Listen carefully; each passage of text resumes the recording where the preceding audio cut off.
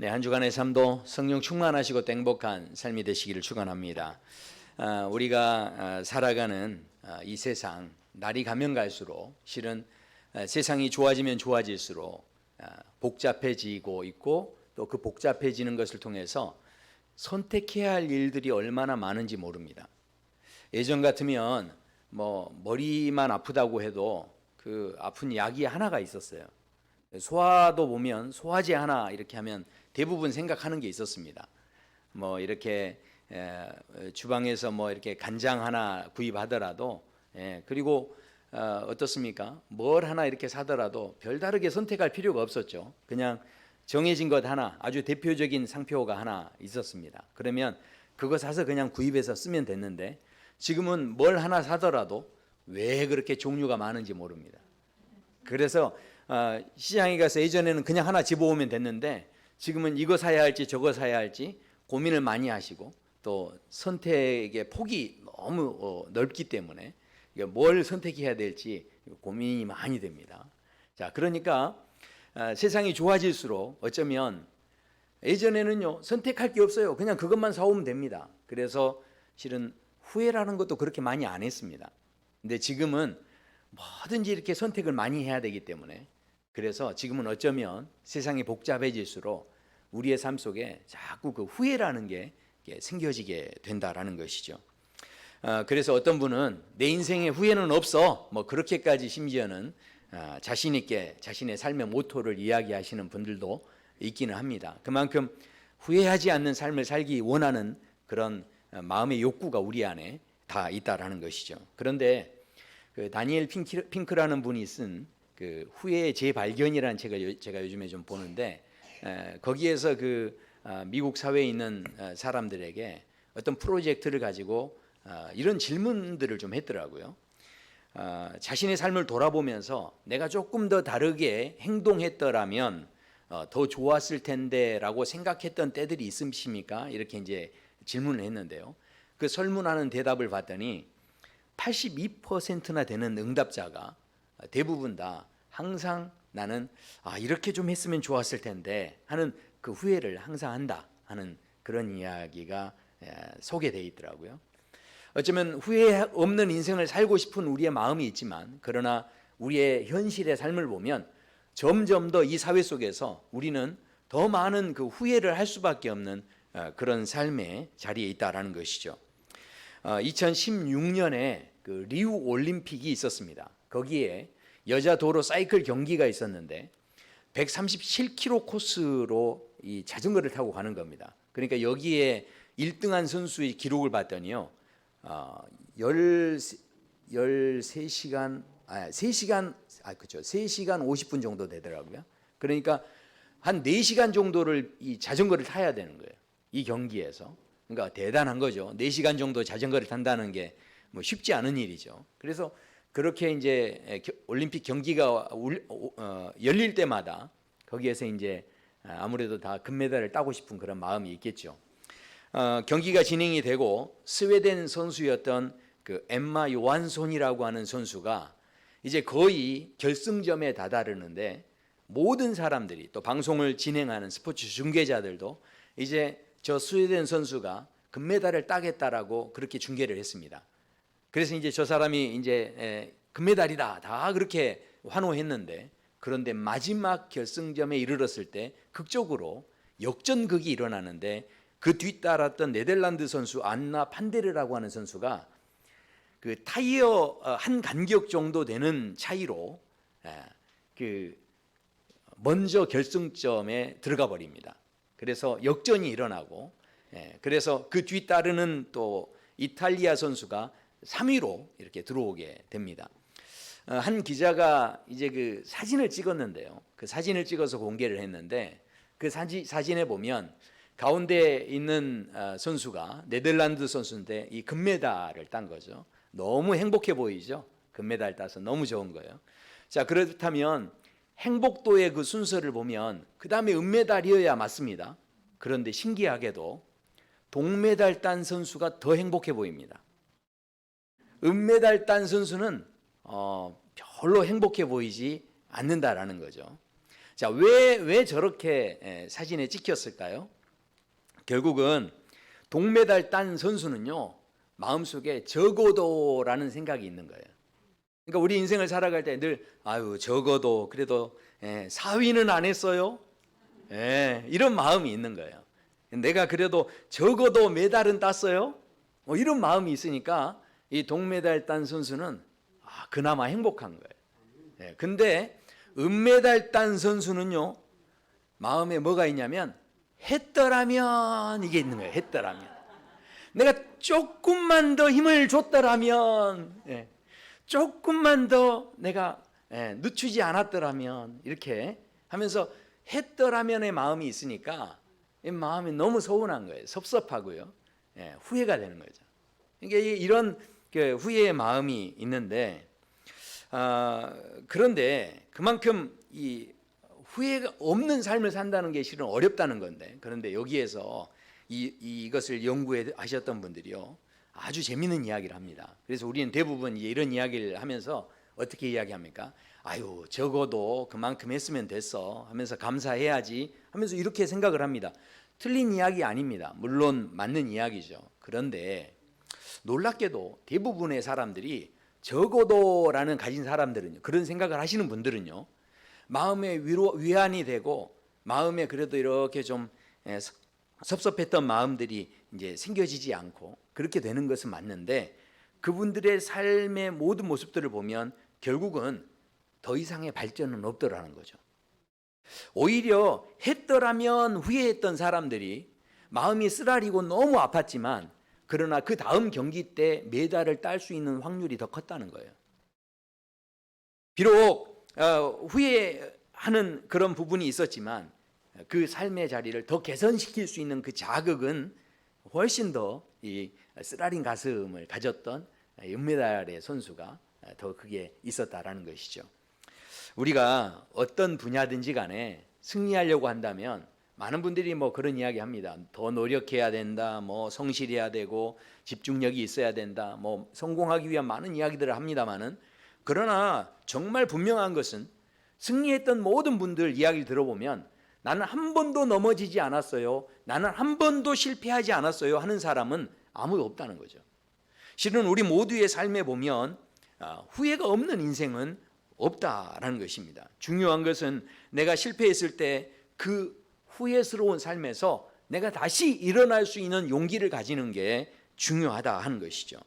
넘어질 때마다 적어도 다치지는 않았네, 물론 좋은 생각이죠. 그러나 그렇게 내가 만족하는 것은 또 다른 의미에서는 더 이상 내 삶에서 발전은 없을 수도 있다 하는 것이죠. 그리고 오히려 했더라면 하는 후회가 있어서 마음이 아프더라도 그런 후회를 그 마음 깊이 이렇게 새겼을 때는 오히려 다시 자극을 받고 더 발전된 미래 속으로 나갈 수 있다는 것이죠. 무엇이 더 현명한 후회일 것 같습니까?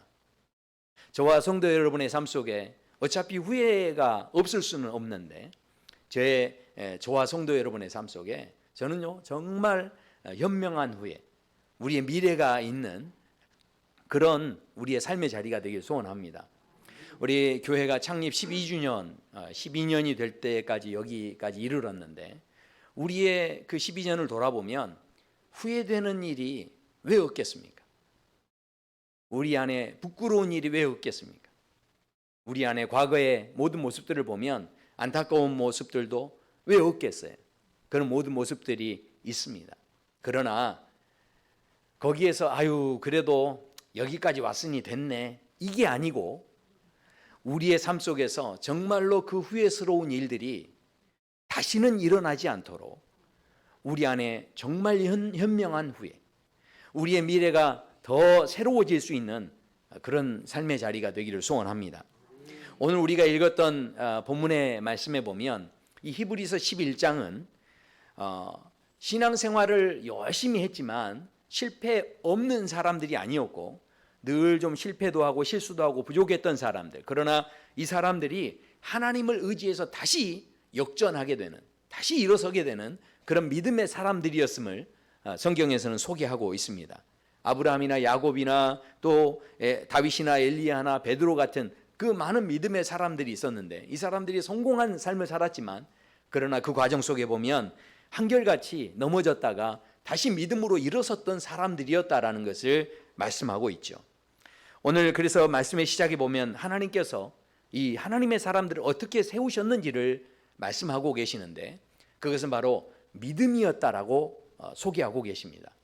믿음은 바라는 것들의 실상이요 보이지 않는 것들의 증거니 선진들이 이로써 증거를 얻었느니라. 믿음으로 모든 세계가 하나님의 말씀으로 지어진 줄을 우리가 아나니 그렇게 말씀하죠.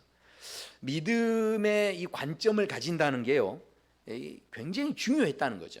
믿음의 사람들이 자신의 눈으로만 보는 게 아니라 믿음의 눈으로 이걸 볼 수 있었다라는 겁니다. 실제로 비즈니스 하시는 분들의 이야기를 들어도요 소비자들이 이렇게 나타나는 현상에서 겉으로 보여지는 것은요 한 10%밖에 안 된답니다. 소비자들의 마음 속에서 원하는 게 있어요. 그 원하는 게 이렇게 보여지는 게 10%예요.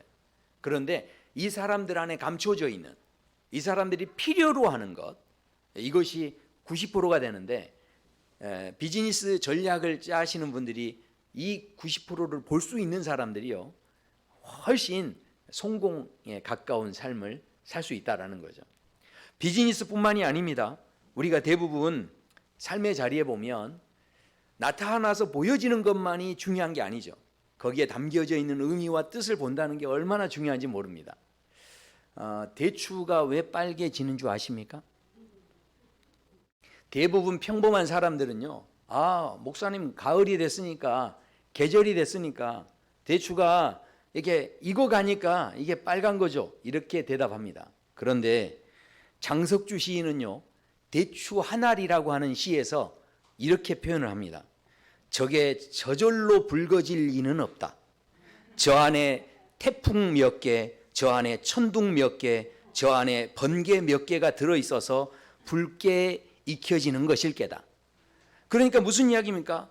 대추가 가만히 있는데 갑자기 태풍이 막 부는 거예요. 그러니까 깜짝 놀래가지고 얼굴이 빨개진 거예요. 그러니까 가만히 있는데 갑자기 막 천둥이 치니까 또 깜짝 놀라서 얼굴이 빨개지니까 그렇게 번개 맞고 천둥 맞고 그러다가 빨개졌다는 거예요. 야, 그 시인의 그 표현이 얼마나 이게 대단합니까? 그러니까 생각해 보십시오. 이 나무를 보면서 나무를 분석하고 나무에서 사과가 떨어질 때 만류 인력을 법칙을 발견하고 그 나무를 보여지는 걸 보면서 그걸 했던 사람들을 우리는 과학자라고 부르죠. 그런데 이 나무를 보면서 그 나무에 담겨져 있는 태양도 보고 번개도 보고 이렇게 할 수 있는 사람들을 우리는 시인이라고 이야기하고 또 음악을 하시는 음악가라고 이야기를 합니다. 그런데 이 나무만 보는 게 아니라 이 나무를 지으신 분을 바라볼 수 있는 눈을 가지고 그 지으신 분을 찬송하고 찬양하는 사람을 우리는 신앙인이라고 이야기합니다. 똑같이 보여지는 게 있지만 그것을 보는 사람의 관점에 따라 그 사람의 존재가 어떻게 되어지는지 그 보는 것에 따라 우리의 존재성이 달라진다는 거죠. 오늘 본문에서 그래서 믿음이라는 것은 보이지 않는 본질을 볼 수 있는 것이다. 그래서 많은 신앙인들이 눈에 보여지는 것만 본 게 아니라 그 보여지지 않는 진짜 본질을 볼 수 있는 그 눈을 가졌던 사람들. 그래서 그 믿음의 사람들이 쭉 소개가 됩니다. 그런데 이 말씀이 소개될 때 뭔가 이상한 점이 하나 있어요. 왜냐하면 우리가 대부분 신앙인들이 믿음의 사람을 이야기할 때는 아브라함을 믿음의 조상이라고 합니다. 그래서 믿음의 사람 하면 생각나는 사람 당연히 아브라함이죠. 그러면 이 믿음을 이야기할 때 아브라함을 먼저 이야기하면 참 좋았을 텐데 그런데 본문의 말씀은 이렇게 시작이 됩니다. 믿음으로 아벨이 얼마나 대단한 사람이었기에 믿음의 사람을 소개할 때 아브라함을 이야기하지 않고 아벨부터 이야기하셨을까요? 그런데 그 내용을 보면 아벨은 가인보다 더 나은 제사를 드렸다는 거예요. 그러면 우리는 자연적으로 이제 어떤 생각을 갖습니까? 맞아. 하나님께서 믿음으로 우리가 살아갈 때 예배를 드릴 때도 그냥 드리지 말고 이렇게 믿음의 제사가 되기를 원하시는구나. 그러면 가인은 믿음의 제사를 못 드렸다 이렇게 생각하시는데, 그런데요, 실은 아벨만 하나님께 믿음의 제사를 잘 드린 게 아니라 가인도 나중에 보면 하나님하고 대화를 막 합니다. 그러면 하나님은 하나님이 존재하지 않는, 이게 지금 계신가 안 계신가 이렇게 헷갈려하면서 제사를 드린 게 아니고 하나님 분명히 살아계신 것을 믿고 드린 거죠. 그러면 지금 가인이 믿음이 없는 제사였다 우리가 단정 짓기는 어렵습니다. 그렇다 보니 내용들을 볼 때 우리는 그래서 이제 어디서 무슨 그렇다면 뭐가 문제일까 이제 생각을 하게 되는 거죠. 자연스럽게. 그러면 그 말씀을 이제 들어가 보면 그렇게 이제 소개가 됩니다. 제사를 드리는데 가인은 땅의 소산을 삼아서 곡식을 가지고 하나님께 제물을 드렸고, 아벨은 양을 쳤는데 그 양의 첫 새끼와 그 드리는 기름으로 이렇게 번제를 드렸다. 이제 그렇게 말씀을 하죠. 그래서 맞아. 곡식으로 드리는 것보다 하나님께서 피의 제사를 아주 귀중하게 여기시는구나. 우리는 그렇게 생각을 하게 됩니다. 자, 그런데 성경의 말씀에 보면요, 이런 말씀이 나옵니다. 시편 50편 같이 한번 읽어보실까요?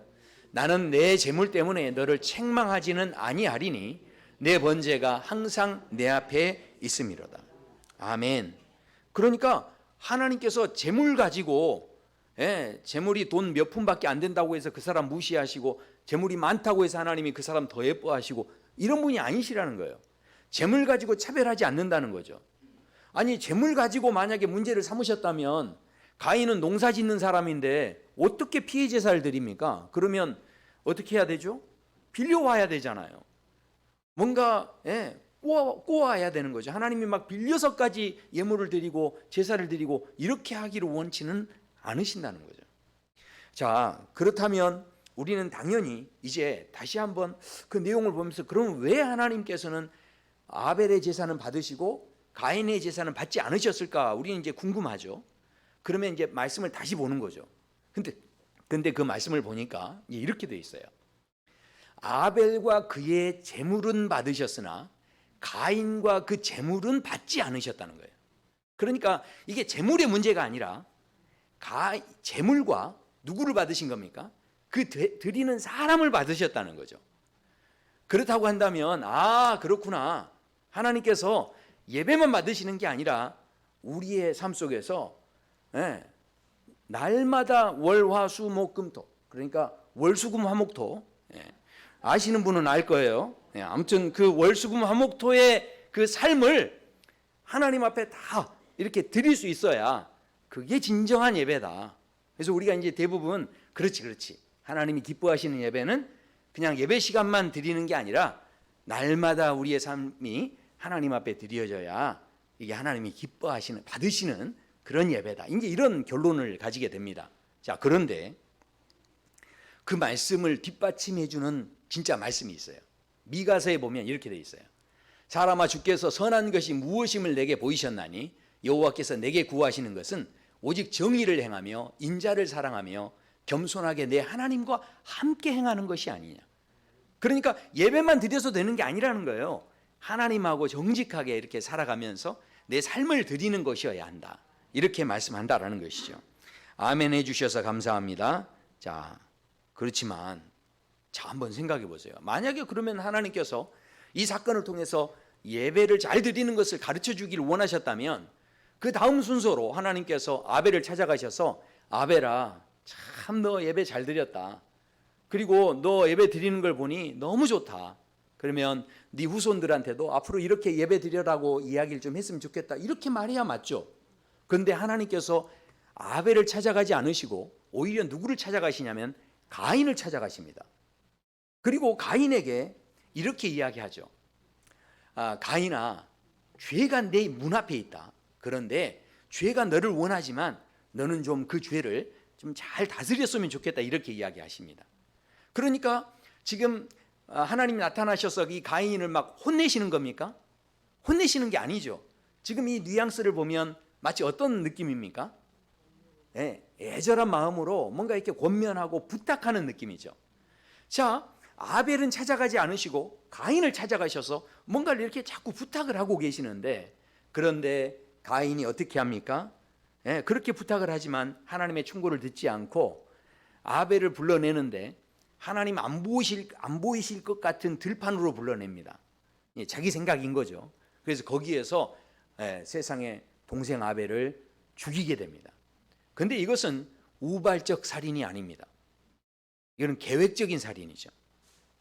자, 그러니까 이렇게 동생을 죽였는데 그 다음에 하나님께서 그것을 보시면서 야 이놈아, 내가 죄를 다스리라고 했지 않아? 하면서 하나님께서 버럭 화를 내셔야 맞습니다. 그런데 그 다음 하나님의 반응이 참 신기합니다. 뭐라고 하시냐면 이렇게 말씀하세요. 내 아우 아벨이 어디 있느냐, 이렇게 말씀하십니다. 자, 하나님께서 아우가 어디 있는지 알까요, 모를까요? 다 아시죠. 다 아시는데 왜 이렇게 질문하셨을까요? 결국은요, 이 질문은요, 가인에게 다시 한번 기회를 주고 계시는 거예요. 네가 지금 어떻게 대답하는지 보자. 그리고 지금 기회를 주시는 거죠. 네가 정말 여기에서 돌아서기를 원한다. 기회를 주시는 거죠. 자, 그런데 가인은 어떻게 합니까? 참 대답하는 게요, 참 괘씸해 보이죠. 내가 아우를 지키는 자입니까, 하나님? 이렇게 이제 대답을 했다라는 거죠. 자, 그러면 이런 상황이 되기니까 결국은 하나님께서 어쩔 수 없이 가인에게 벌을 내리시는데, 그 벌을 내리시는 게요, 이게 굉장히 중요합니다. 자, 무슨 벌을 내리시느냐? 내가 밭을 갈아도 땅이 다시는 너에게 효력을 주지 않을 것이고 너는 땅에서 피하여 유리하는 자가 될 것이다, 이렇게 말씀합니다. 그러니까 농사를 짓는 사람인데 땅에서 더 이상 소출이 없다고 한다면 이제 앞으로 살아갈 길이 막막한 거죠. 그리고 넌 앞으로 방황하게 돌아다니면서 살게 될 것이다. 그러니까 가인이 얼마나 마음이 힘들었겠어요. 자, 그래서 이런 벌을 받는데, 자, 그렇다면 이 사건을 통해서 하나님께서 결국 우리에게 알려주시고자 하는 게 뭘까요? 우리는 그래서 대부분 그렇게 생각합니다. 아벨처럼 하면 복을 받지만 가인처럼 하면 이렇게 벌을 받을 수 있다, 이렇게 우리는 생각하지만, 그러나 그렇지 않습니다. 실은 오늘 본문에서 이 흐름이 진행되고 있다는 것은 우리에게 굉장히 중요한 메시지를 주고 있어요. 왜냐하면 하나님께서 가인에게 벌을 주셨는데요, 자, 그러면 그 벌을 받은 가인이 떠돌아다니면서 죽었습니까? 아닙니다. 오히려 그 가인이요, 그 자손들이 잘 자라가지고 번창하고, 그래서 여러 가지 음악도 만들고요, 이 철기 기구도 만들고요 하면서 그 자손들이 번성을 합니다. 아니, 그러면 하나님께서 지금 이 말씀한 대로 저주를 받아서 더 이상 먹고 살 수 없게 됐으면 죽어야 마땅한데 왜 그렇지 않았을까요?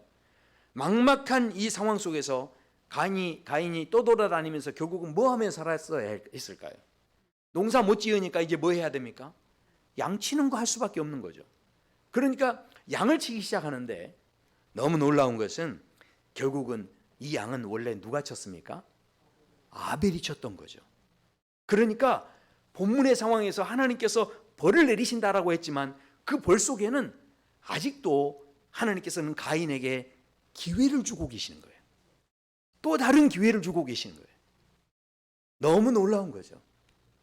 그냥 벌만 내리시는 게 아니에요. 하나님께서는 무슨 이야기입니까? 그저 땅에서 효력이 더 이상 나오지 않게 하시고 가인을 혼내는 게 목적이 아니에요. 심판이 목적이 아니고 가인을 어떻게든 바꾸기를 원하시고 변화시키기를 원하시는 거예요. 그래서 또 다른 기회를 주고 계셨다라는 것이죠. 그렇다면 생각해 보십시오. 하나님께서 우리에게 정말로 말씀하시는 것은 무엇일까요? 우리가 하나님 앞에서 뭔가를 더 잘 선택하고, 예배 드릴 때 재물도 잘 선택하고, 예배 드릴 때 하나님 앞에 더 내가 정성을 다해서 그렇게 드리면 하나님이 이것을 받으시고, 지금 하나님은 거기에 관심이 있는 게 아니에요. 결국은요, 가인이 잘했느냐 아벨이 잘했느냐 그것을 지금 말씀하시는 게 아니고요, 이 사건 속에서 정말 중요한 주인공은 누구시냐면 하나님이세요. 그러니까 하나님께서는 지금 뭘 말씀합니까? 아벨이나 가인이나 그 다음에 노아나 이런 사람들이 어떤 행동을 했느냐가 중요한 게 아니라 이 사람들을 향해서, 이 사람들뿐만 아니라 우리 또한 실은 실수가 많은 사람들이죠. 후회함이 많은 사람들입니다. 그런데 하나님께서는 그런 후회에 대해서 한 가지도 따지거나 묻거나 이렇게 하지 않으시고 계속해서 끊임없이 긍휼을 베푸시고 또 우리에게 기회를 주시고 우리에게 아낌없이 선하심을 나타내시는 분이 하나님이셨다라는 것이죠. 사랑하는 성도 여러분, 우리 교회는 지난 시간 동안 12년이 지났습니다. 어쩌면 교회에서는 해서는 안 될 일들도 있었습니다. 얼마나 부끄러웠는지 몰라요. 그러나 하나님께서는 그 부끄러움을 물론 알고 계시죠. 하지만 그 모든 부끄러움이 있었음에도 불구하고 우리 교회가 여기까지 이르게 하시고 하나님께서 직분자를 세워주시고 또 위임식을 하는 이 상황까지 하나님께서 만드셨다는 것은 하나님께서 우리 교회를 향해 저와 성도 여러분을 향해 또 다른 기회를 주고 계시는 거예요. 내가 과거에 어느 삶의 자리에 있어서 어느 교회를 다녔든지 간에 지금 이 자리에 계시면서 지금 이곳에서 이 거룩한 예식에 함께 참여하게 되고 있다는 것은 결국은 내 과거의 삶을 네가 잘했다 못했다 따지지 않으시고 오히려 앞으로 너의 미래가 더 빛나기 원한다. 너의 미래가 더 새롭기 원한다. 그렇게 말씀하시면서 하나님께서 우리에게 또 다른 기회를 주시는 그런 중요한 순간이 바로 저는 오늘인 줄로 믿습니다. 사랑하는 성도 여러분, 우리는요 실수가 많아요. 우리가 몸부림친다고 해서 정말 완벽할 수는 없어요. 용혜원 그 목사님이 쓴 책에 보면 거기에 신선한 웃음 하나 해서 거기에 소개된 글에 보니까 뭐 잘 아시지만 그런 이야기 있더라고요. 20대 여자가 화장을 하면 화장, 30대 여자가 화장을 하면 분장, 40대 여자가 화장을 하면 변장, 50대 여자가 화장을 하면 위장, 70대 여자가 화장을 하면 포장이다. 근데 그 뒤에 마지막 말이 그렇게 돼 있더라고요. 그 다음에는 송장이다. 야, 참. 익히 알고 있었는데 그 마지막에 그 다음은 송장이다. 결국 무슨 이야기입니까? 우리가 그렇게 몸부림쳐서 뭔가 이것저것 다 감춰보고 그럴듯하게 우리가 보여보고 마치 실패 안 한 것처럼 나는 실수가 없는 것처럼 나는 후회가 없는 사람인 것처럼 우리가 나름대로 다 나를 포장하고 실은 허점을 보이면 안 돼. 이 세상에서 허점을 보이면 안 되죠.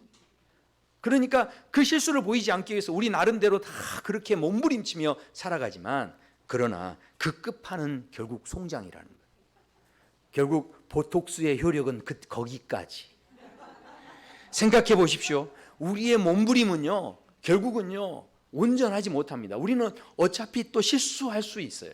어차피 후회할 수 있는 삶이 될 수밖에 없다라는 것이죠. 그러나 하나님께서 우리에게 다가오셔서 우리에게 도전하시는 것은 무엇입니까?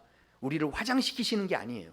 하나님께서는 끊임없이 우리 안에 당장 현실이 어렵고 또 근심이 있고 우리 안에 걱정이 있다 하더라도 일단은 뭐 하길 원하십니까? 항상 기뻐해 보라는 거예요. 걱정하지 말고 염려하지 말고 한번 범사에 감사를 해보라는 거죠. 하나님의 방법은요 놀랍게도 우리가 상상할 수 없는 방법으로 우리를 도전하고 계시는데 실제로 우리가 그것을 도전하기 시작할 때 현실은 지금 달라지지 않았지만 우리의 삶이 달라지고 내 얼굴빛이요 화장한 것보다 더 밝게 펴지는 걸 우리는 경험합니다.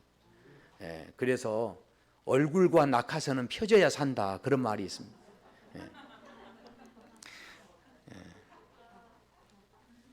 제가요 예전에 그 부목사로 심우하던 교회에서 제가 우리 성도님들에게 그 이동원 목사님이 그 경험했던 이야기를 하나 들은 적이 있는데 그걸 소개해 드렸어요. 근데 그 목사님에게 집사님이 한 분이 찾아왔어요. 목사님 하면서 내가 하나님을 웃겨드렸더니 하나님이 내 기도에 응답을 해주셨다는 거예요. 그래서 목사님이 아니 어떻게 웃겨드렸길래 그러느냐 했더니 그 집사님 하시는 이야기가 자기가 남편 구원을 위해서 그렇게 기도를 했는데 남편이 꿈쩍을 하지 않는 거예요. 남편이 교회 갈 생각 전혀 안 하는 거죠. 그래서 너무 답답한데 어느 날 새벽에는 기도하러 갔다가 이 아침에 집을 나서는데 남편 구두가 보이는 거예요. 그래서 그 구두를 가지고 와가지고 교회 앞에다가 놓고서 하나님 구두가 왔사오니 구두 주인도 오게 해주시옵소서 이렇게 기도했다는 거예요. 근데 그렇게 기도하고 나니까 본인도 웃기더래요. 그래서 너무 웃다가 보니까 그 다음 기도 생각 다 까먹어버리고 웃다가 그냥 그날은 집에 갔다는 거예요. 그런데 세상에 그 주에 남편이요 갑자기 여보 나 교회 갈게 하면서 교회에 따라 나섰다는 거예요. 그래서 내가 하나님 웃겨드렸더니 하나님이 응답해 주셨다는 거예요. 자, 그런데요 그 이야기를 제가 해드렸더니 그 교회 한 집사님이, 제가 시무했던 교회 한 집사님이 저를 찾아왔어요. 목사님 이야기 듣고 저도 기도 응답 받았어요 그러는 거예요. 그래서 저는 조금 한참 지났기 때문에 도대체 무슨 이야기인가 했더니 제가 했던 설교가 있는데 그 설교를 듣고 가서 뭐 했다는 거예요. 그래서 그 이야기를 하는 거예요. 그래서 아니 그러면 구두를 가져오셨어요? 그랬더니 그건 아니라는 거예요. 자기는 구두 가져올 그 용기는 안 났다는 거예요. 그래가지고 이분은 어떻게 했느냐, 사진을 가지고 왔어요. 사진을. 남편 사진을 가지고 와가지고 기도를 하는데 하나님 사진은 왔사오니 실물도 오게 해주시옵소서 이렇게 기도했다는 거예요. 그러니까 이분이 그걸 가지고요 기도했는데, 그러면 남편이 이제 그래서 남편이 오셨냐고 그랬더니 근데 남편이 그래도 꿈쩍을 안 했다는 거예요. 아무 응답이 없었어요. 그래서 이분이 낙심이 돼가지고 하루는 차를 타고 가는데 남편을 보는데 남편이 그렇게 불쌍해 보이는 거예요.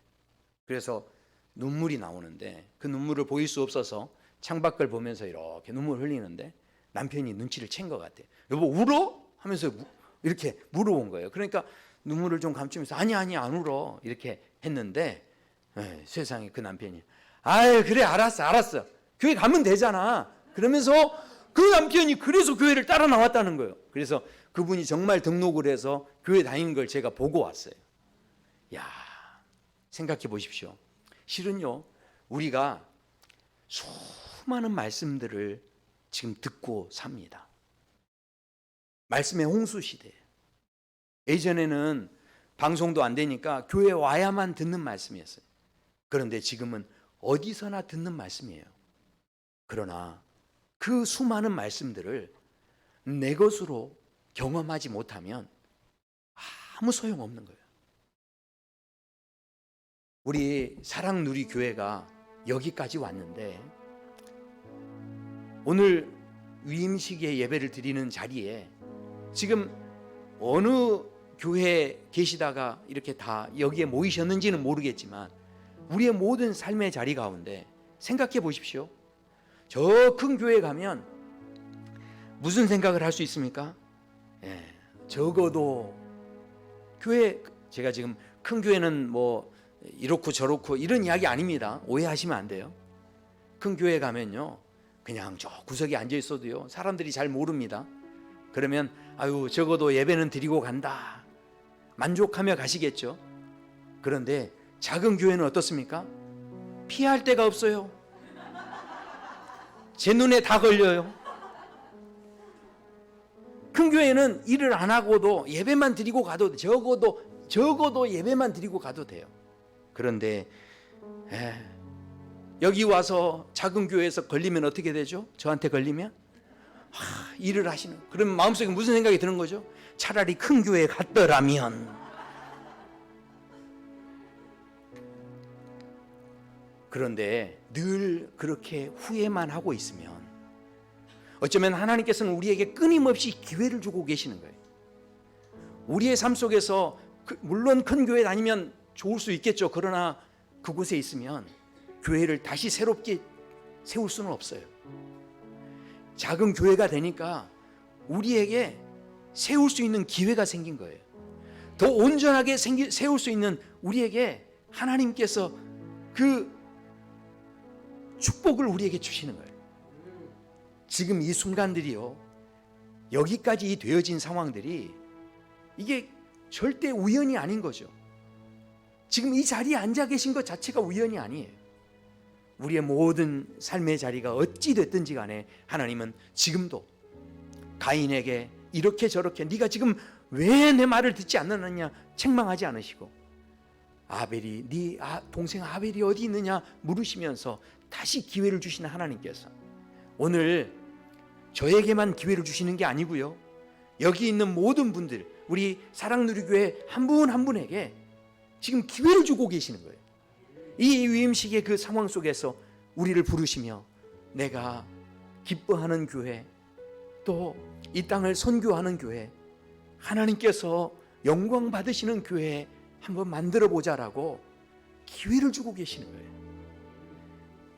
사랑누리교회 모든 성도 여러분, 늘 후회만 하면서 적어도 이렇게만 생각하시며 제자리에 머물러 있는 삶이 아니라 이제 우리의 남은 인생의 삶 속에 하나님께서 주시는 이 기회가 헛되지 않도록, 하나님이 주시는 이 은혜가 헛되지 않도록 우리가 이번 기회를 통해서 더욱 하나님을 많이 알아갈 수 있게 되길 소원합니다. 하나님이 얼마나 인자하신 하나님인지, 하나님이 얼마나 긍휼이 많으신 하나님인지 경험할 수 있게 되길 소원합니다. 우리가 알아서 들어서만 아는 게 아니에요. 우리의 삶에 직접 도전하고 구두를 가져와서 남편을 구원해서 그렇게 좋아하셨던 그 집사님이 이야기를 듣고 나도 한번 경험해 보고 싶다고 사진을 들고 와서 주님 앞에 부르짖어서 그것을 응답하시는 그 하나님이 어떤 하나님인지를 그분들이 경험하셨던 것처럼 저와 성도 여러분의 삶이 그저 말씀만 듣고 끝나는 것이 아니라 앞으로 우리 사랑누리교회 또 3년, 5년, 12년 이후의 삶 속에서 정말로 하나님이 어떤 분인지를 더 많이 알아가고 더 풍성히 경험하게 되는 그 기회를 절대로 놓치지 않고 머뭇거리지 않는 저와 성도 여러분의 삶이 되기를 축원합니다. 우리 함께 찬양하시겠습니다.